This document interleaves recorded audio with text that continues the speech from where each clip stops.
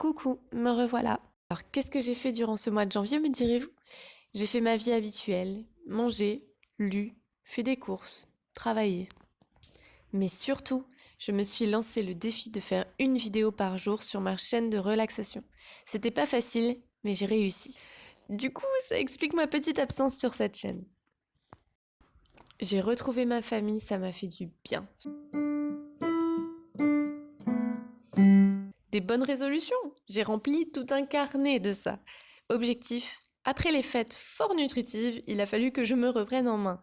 Il faisait froid, j'avais la flemme et j'étais lourde. C'était dur. Mais bon, avec de l'organisation, 6 mua et une tête de mule comme moi, on a fini par relever le challenge. J'ai aussi pu travailler live avec des artistes. Cela me faisait plaisir de les voir en vrai hors du télétravail. En parlant de travail, laissez-moi vous expliquer ce que je fais plus précisément. Je sais que c'est pas toujours très clair ce que je fais comme métier, donc je me suis dit que j'allais vous expliquer au fur et à mesure, parce que souvent je vous dis, là je travaille et puis on me voit sur mon ordinateur, mais sur mon ordinateur je fais plein de choses. Là tout de suite, typiquement, je suis avec des contrats.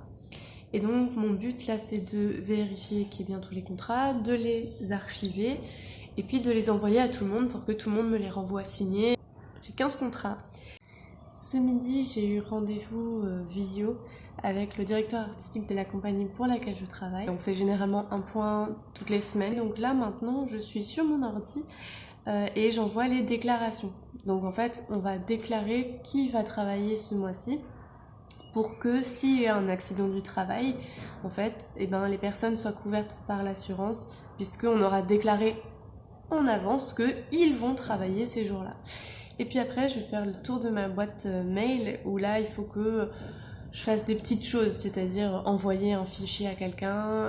Enfin voilà, c'est vraiment des toutes petites choses qui en soi ne prennent pas beaucoup de temps, mais que souvent je repousse. Et là, il va falloir le faire. Voilà. Les amis, vous êtes en train d'assister à un truc de fou. C'est que je viens de recevoir le courrier qu'il faut que je signe et que j'envoie pour devenir intermittente. Ça y est, j'ai réuni mes heures.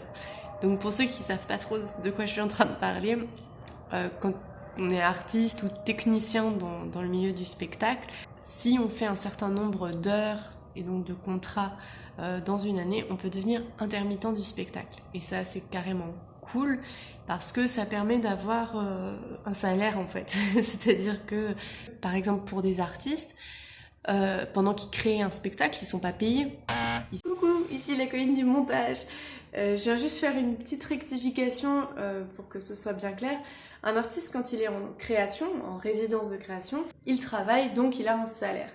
Mais il gagnera sans doute moins que si, pendant ses 15 jours de création par exemple, il vendait son spectacle tous les soirs. Et donc du coup, d'où le statut d'intermittent qui vient, on va dire, compléter le salaire pour que quand l'artiste est en création, il ne souffre pas trop du fait qu'il ne vende pas son spectacle à ce moment-là puisqu'il est en train de créer un nouveau spectacle.